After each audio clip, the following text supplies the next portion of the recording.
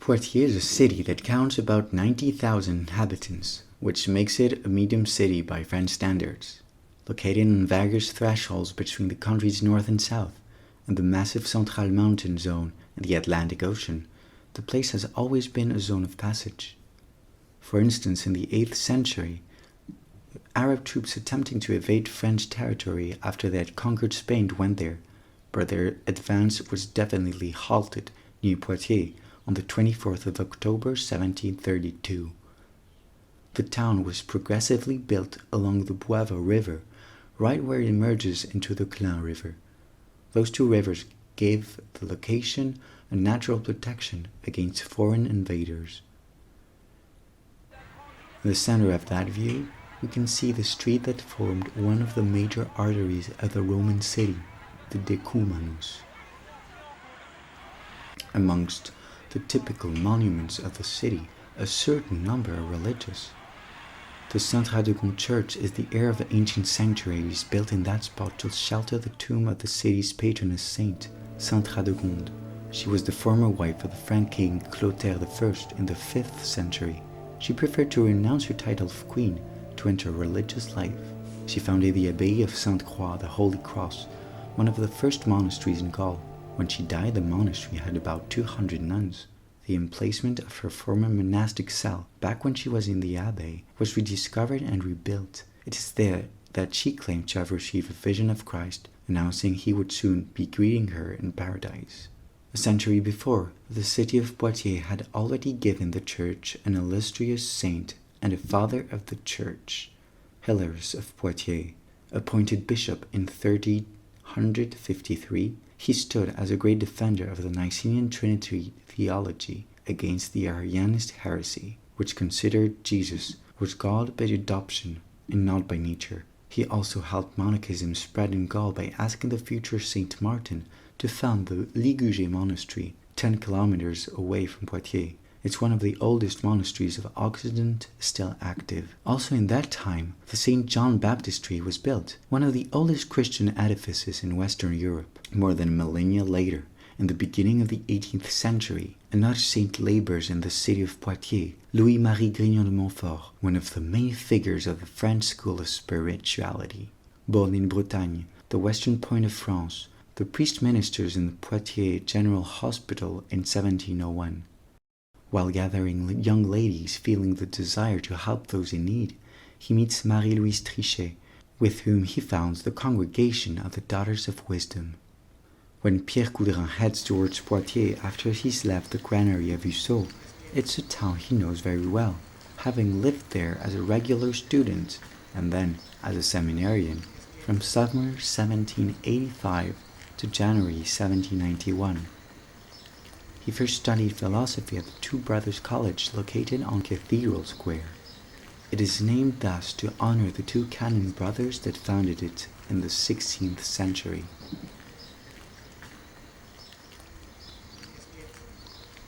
In that time, Pierre Coudrin stays at the house of a humble woodworker named Renaud. It stood at the current Pillory Square. He then studied theology at the St. Martha College, owned by the Jesuits.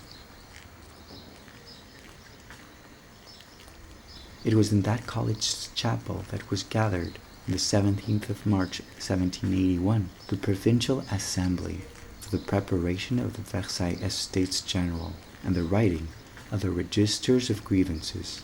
The existing social tensions, worsened by a bad harvest the previous year, can be perceived amongst the clergy. On the one hand, the parish clergy, sharing the main population's concern, and the high clergy. During his theology studies, only 20 years old, Pierre Coudrin is hired thanks to Fournay as a preceptor for the children of François Chauquin, living near the college on Oléron Street. In 1789, the Lazarus Fathers offer him a stay at the diocesan seminary at Pinet Hotel, which is currently the seat of the presidency of Poitiers University. There he prepared for ordination until January 1791, while continuing his theology classes. During that time, he must have often been to the episcopal palace, just next to the cathedral, There, before leaving Poitiers, Pierre Coudrin had received the minor orders and subdiaconate from the hands of the bishop, His Excellency of Beaupoil.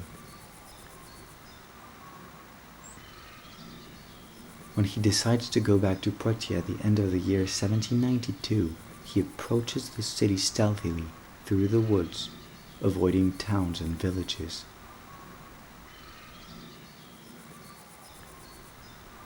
Priests that had refused to take the oath demanded by the state were arrested and deported to a French colony. A lot of those who resisted preferred to go into exile, as the Father Fournet did. Pierre will not leave. The distress of the torn Christian people is too great. Upon arriving in Poitiers, he immediately heads for Notre Dame the Great neighborhood. Near that remarkable church is the Regretterie Street. In that street, at number 26, a certain Marie-Anne Gaufreau held a clothes shop. It also served as a safe place for outlaw priests. Pierre Coudrin receives information to meet His Excellency d'Ancel de Bruneval, who, despite being kept in custody, directed the diocese thanks to a network of people like Miss Gaufreau, in the name of His Excellency de Beaupoil that had emigrated to Switzerland. All of this under the very nose of the constitutional bishop. Pierre Coudrin begins his ministry illegally, barely aged 25, and with less than a year of priesthood. He visits the sick, hears confession, prepares the children for First Communion, celebrates weddings, and reaches out to the Christian assembled for the Eucharist. One of his significant mission sites is the Incurable Hospice, created by Saint Louis-Marie Grignon de Montfort to tend to the sick people without income. It is also there that the Daughters of Wisdom offered shelter to various non-jurat priests. Once in that place, the police had endeavored a search in the hospital while Pierre Coudrin was visiting the sick. He feigned death, taking the place of a corpse that had just been carried away a moment before. He kept from then the nickname Marche à terre, groundwalk, after the dead man he had replaced in the hospital bed. Another notable mission spot is the neighborhood of Montbernage. Separated from the city by the Clain River, the place is hardly disturbed by the revolutionary innovations.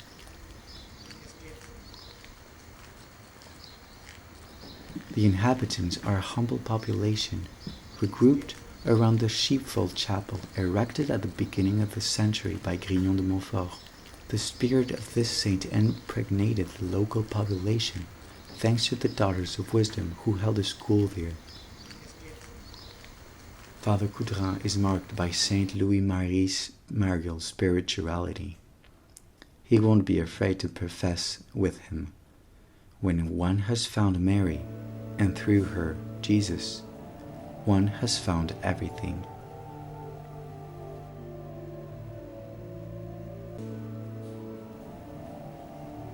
The inhabitants are exasperated by the excesses of the constitutional clergy. Their pastor, Father Pruel, priest at the Saint Radegonde Basilica, encountered a safe resting place there. In that area, the densely built houses offered shortcuts through communicating gardens. Thanks to that particularity, many priests were able to escape. When Father Pruel went into exile to Spain, the parishioners adopt Marche à terre as their priest. Most often, it is at the Gerville barn, belonging to the Pasquier couple, that Pierre went to celebrate the Eucharist.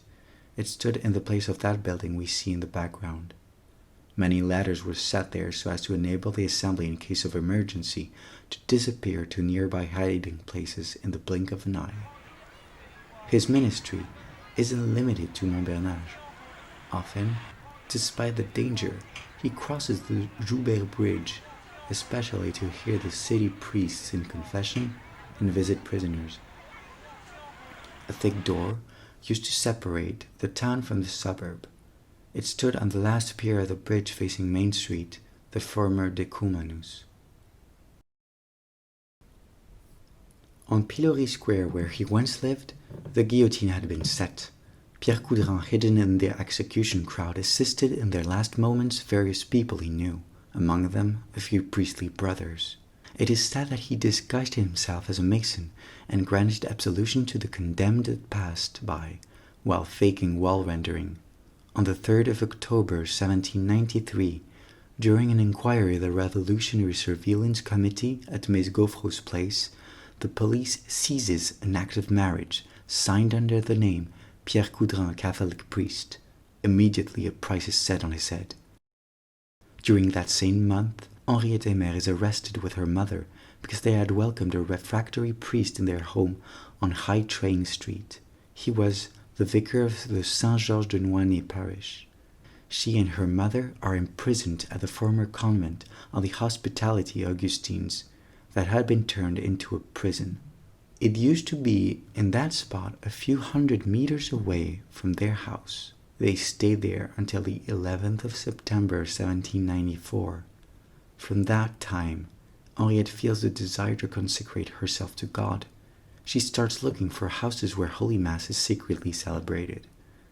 She is led to the Bleu Martin Hotel on 16 Oléron Street, where a few women live as a community under the leadership of a certain Suzette Geoffroy, and where Father Coudrin often comes. The oratory of that house is where he first consecrated himself to the mission received from God. On the 15th of February 1795, the group named the Immensity moves to the Beauchamp Hotel, offering more space on Windmill Street. Henriette Mère, still living with her mother, goes there twice a day for her adoration turn. She is part of a united and fervent group of women consecrating time to prayer and silence. They are called the Solitaries. When he is not working with the Immensity, Father Coudrin continues the apostolate he had begun without getting discouraged by persecution. On the 20th of March 1795, Monsignor de Bruneval is arrested in his home because his mail exchange with the refractory priests under his authority had been intercepted. He is immediately incarcerated at the Abbey of the Trinity, transformed into a prison.